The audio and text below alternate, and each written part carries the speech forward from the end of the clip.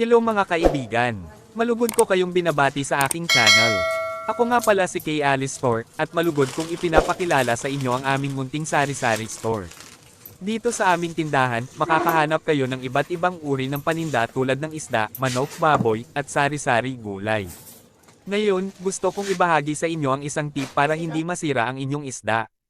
Kapag naglalagay kayo ng isda sa cooler, siguraduhin na lagyan ito ng maraming yelo at ng kaunting asin.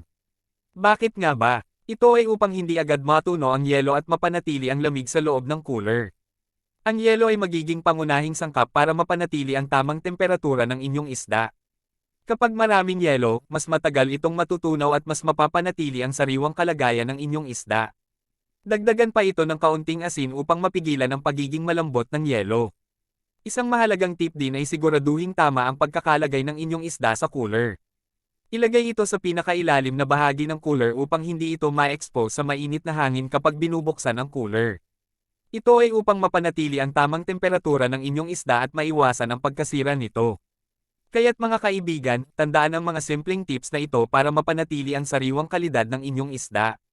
Maraming salamat sa inyong panunood at sana'y makatulong ang mga tips na ito sa inyong pang-araw-araw na pamumuhay. Hanggang sa susunod na video. Ingat kayo lagi at maraming salamat po.